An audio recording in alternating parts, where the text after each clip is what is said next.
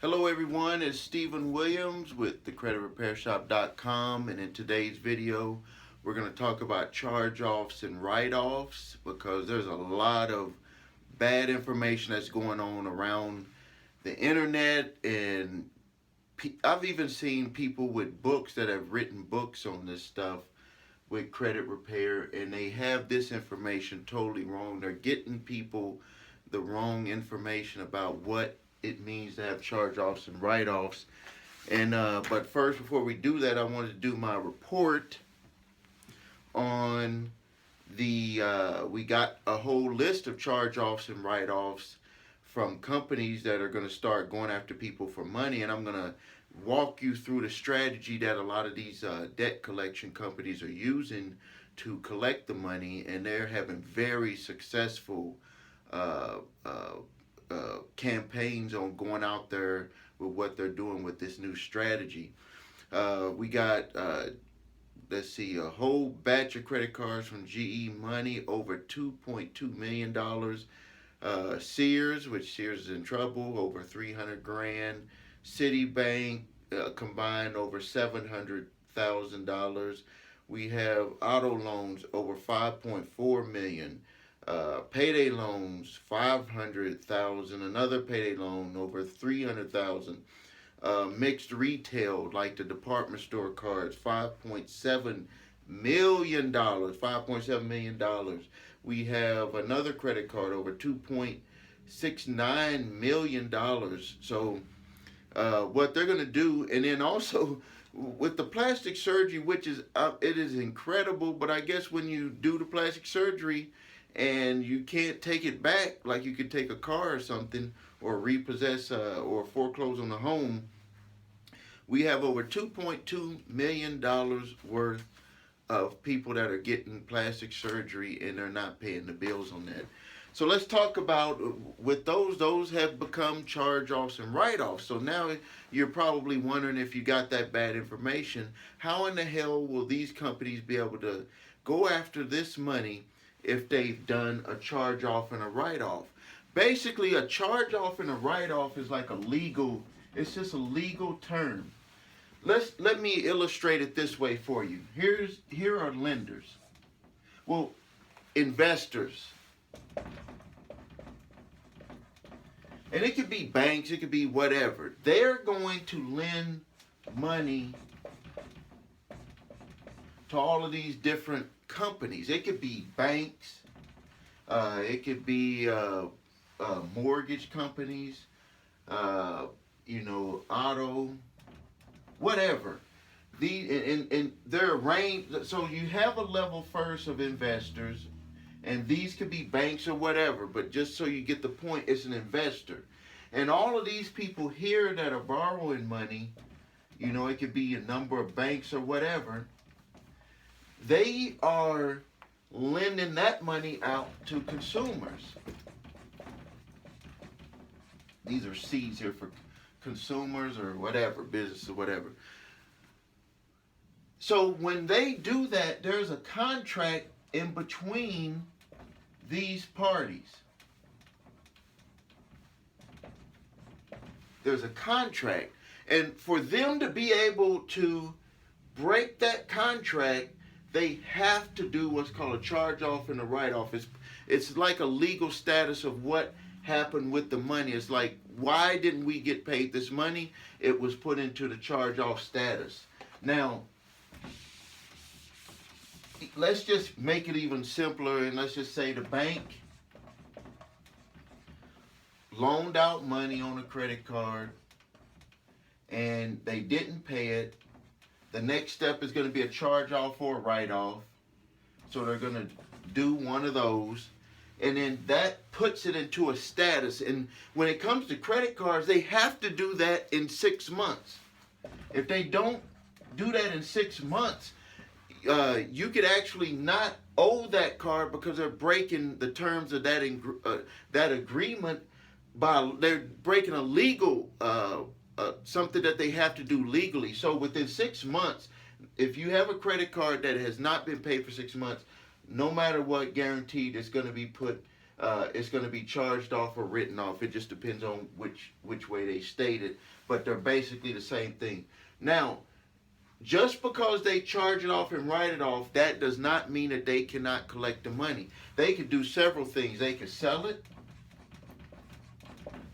or they can hold it and give it to a collector, third party, to collect the money.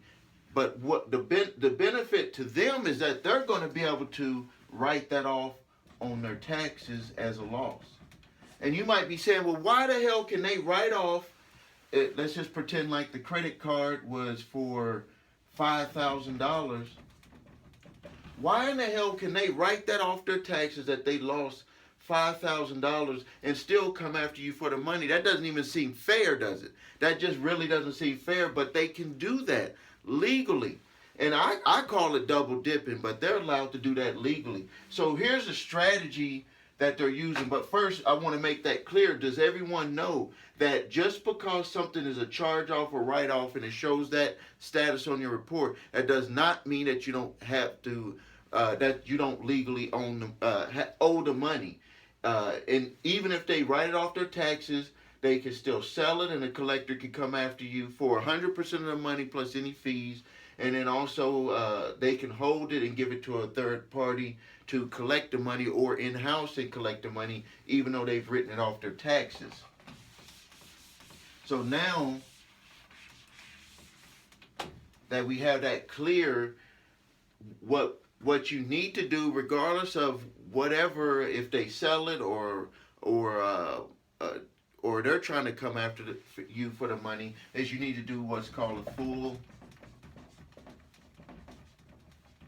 validation of the debt. There's specific information that you need to have for that they must maintain to make that debt valid. Now, usually, if it's being held with I won't say usually, 100% of the time, if it's still being held by the company, the validation process is really going to be something that's done quick, because if it's the original creditor, they have rights that if they were to sell it to, that the debt collection company would not have. So if you still owe the original creditor, that they're just using a third party to collect it, then what I would suggest is that you go into a settlement phase and figure out an amount that both parties can agree on, and settle that debt at a discount. You can settle that for a lot less than what you owe. They've already got the tax benefit with the write-off. Basically, what you have to do is come together with an agreement to pay it, consider it paid in full. If it's sent to a third party where it's sold to a company, a collector, you need to do, you always should do. If they call you on the phone, you tell them to send you the paperwork in the mail, and you do a full validation of that debt. They must keep all of the information from when they purchased that debt from the original creditor. They must maintain all your contracts, all of your statements on when you did charges. They need to have all of your signatures, everything. So you request a full validation. Even if they get all the information, then you just go straight into a settlement phase to settle that debt at a discount, and they'll be open to it. But it's best to do a full validation, because we've seen when you do a full validation, about 75% of the time, the third-party collection agency that purchased it did not get all the necessary information, and it won't hold up in court for them to be able to go after the debt. And most of the time, they will send you a letter saying that they will not be actively going after you for that debt. But sometimes what they'll do is they'll package all of those up for the smart people that did a validation, and they will go and sell it to another unscrupulous collection agency, and they will make you start the whole process all over again. And you have to respond within 30 days of getting that letter, or if they call you, make them send you the letter, respond to do a full validation for the 30 days, because if you don't, legally you're saying yes, that you owe the debt.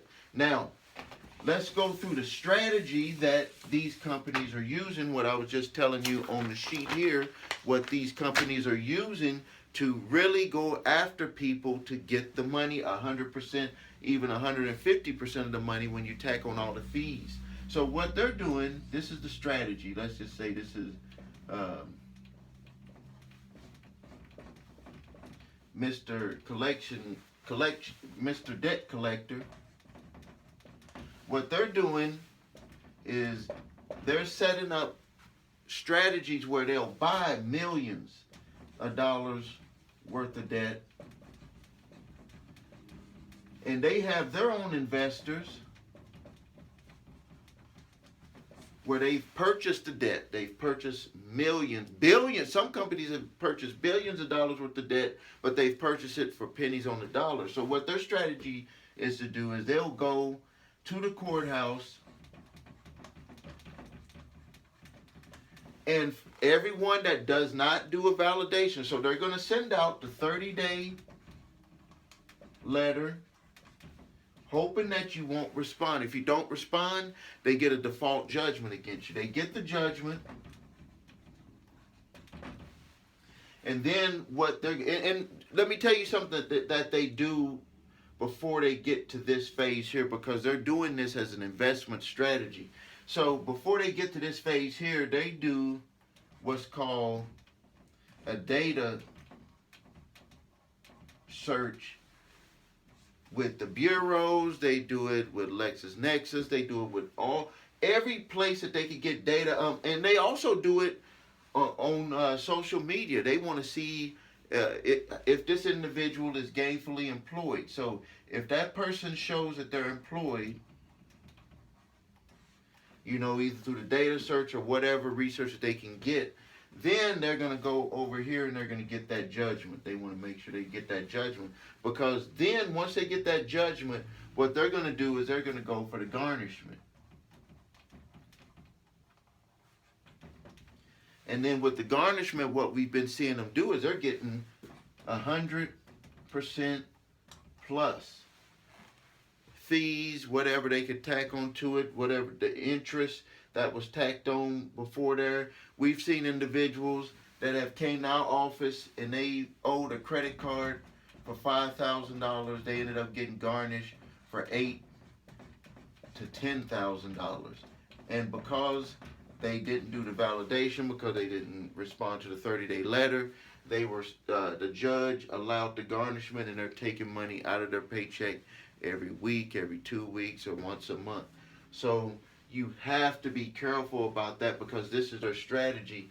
When what they're doing is they're using attorneys that are not, you know, some of these attorneys are not good at practicing what I would say stand-up law, where they have to sit there and argue in court. What they do is they're basically a paper pusher. For them to go into the courthouse, I'll just use our area, they're roughly, to do this whole action with the letter in the mail, 46 cents. And then they usually pay the court costs and some other fees for the attorney. But basically about $150, $160 per action that they do.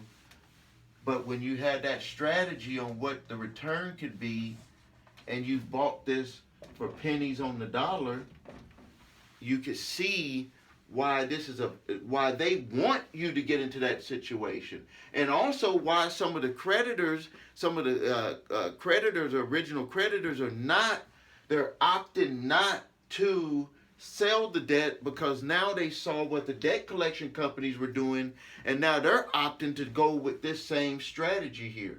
You know, you're going to see this come about more. And then something else that is just truly amazing is that Congress keeps making the laws harder. Some of the people say, well, I could just file bankruptcy. I'll just file bankruptcy. Yes, you can file bankruptcy, but what I've been seeing is that a lot of people are being pushed into a Chapter 13 instead of a Chapter 7, where you could have wiped everything away. So you see a lot of people getting pushed into that, and they're still having to make all of those payments. And yes, they get the relief of not having the companies calling them over and over about the money, but we're seeing them under a immense pressure to even make the payments to the courts, because when you pay on the Chapter 13, all of it is front loaded to the courts and attorney. You don't have to believe me, you can look it up, but all of it is front loaded to the courts and the attorney, and then the creditors are last. So what happens is people look up a year or 2 years when they've been paying into this Chapter 13, and they're like, damn it, I'm not anywhere. I'm not anywhere. And so this is just incredible. It's a lot of stuff that people are going through, and I understand it, and I try to make these videos just to help people out, just to give them some relief that there are solutions. So if you watch this video, rewatch it again, because it is a solution that you could use to work your way out of a situation. And then if you find yourself where you're in a bankruptcy situation, hopefully when you consult with an attorney in your area, that they can give you options that possibly would not, where you would not have to do a Chapter 13, because if you do a Chapter 13, you can find yourself in this position. But if you do a Chapter 7, you can totally wipe away all the unsecured debts and really have a fresh start. Again, if you need help with your credit, please give us a call at 1-866-803-5781, or you can fill out a form on our website at thecreditrepairshop.com. And if you're looking to sign up and get your credit repaired, just go to our website, thecreditrepairshop.com. And until next time, this is Stephen Williams. Thank you.